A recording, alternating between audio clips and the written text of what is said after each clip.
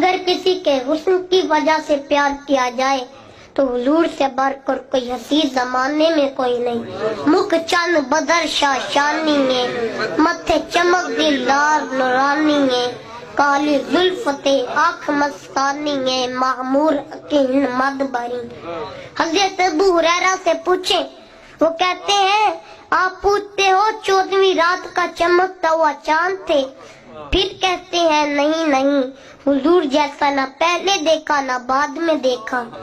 حضرت حسان بن ثابت بولے، دیکھتے کیسے، کسی ماں نے جنم دیا ہوتا تو دیکھ.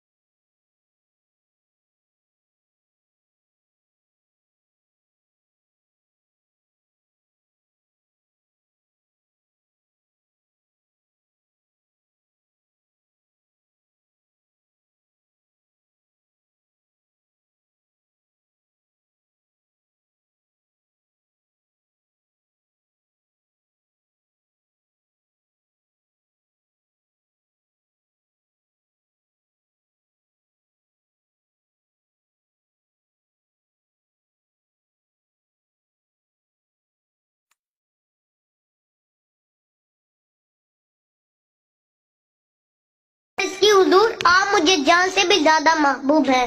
کالان یا عمر کا عمر آپ کام بن گیا. اب اتنی جلدی کیسے کہہ دیا کہ آپ جان سے بھی زیادہ محبوب ہیں؟ صوفیہ فرماتے ہیں حضور کی نظر بھی تربیت کرتی ہے تو حضور کی گفتگو بھی تربیت کرتی ہے. کہا حضور میری تو یہ کیفیت ہے کہ آپ جان سے زیادہ محبوب نہیں. حضور نے نظر اٹھا کے دیکھا، ایمان کا لیون بھر گیا. اب فوراً دوبارہ دیکھا، حضور جان سے بھی زیادہ محبوب تھے. حضرت علی مرتضیٰ فرماتے ہیں حضور ہمیں آہل سے زیادہ محبوب تھے.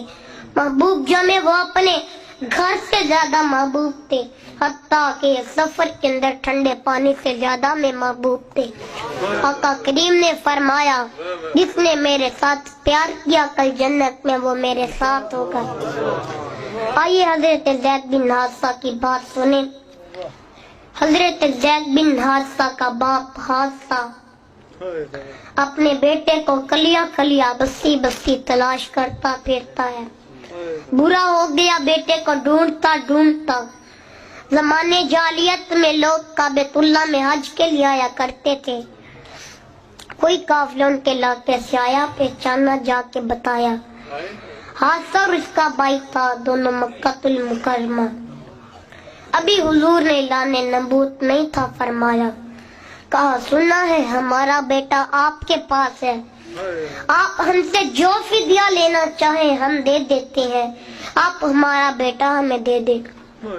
آقا کریم نے فرمایا میں بیٹے کو بلاتا ہوں، اگر وہ تمہارے ساتھ جانا چاہے گا تو میں فدیہ نہیں لوں گا، اگر وہ نہ جانا چاہے تو میں فدیے کے لیے اس کو تمہارے ساتھ بھیج نہیں سکوں گا. وہ کہتے ہیں ٹھیک ہے، پتا تھا بیٹا آئے گا، بچھڑے ہوئے باپ کو دیکھے گا لپٹ جائے گا اور میرے ساتھ دوانہ ہو جائے گا. جب حضرت زید بن حارثہ آئے، اپنے باپ کو دیکھا، پہچان لیا محبت کی. باپ نے باہوں میں لیا اور خوب رویا.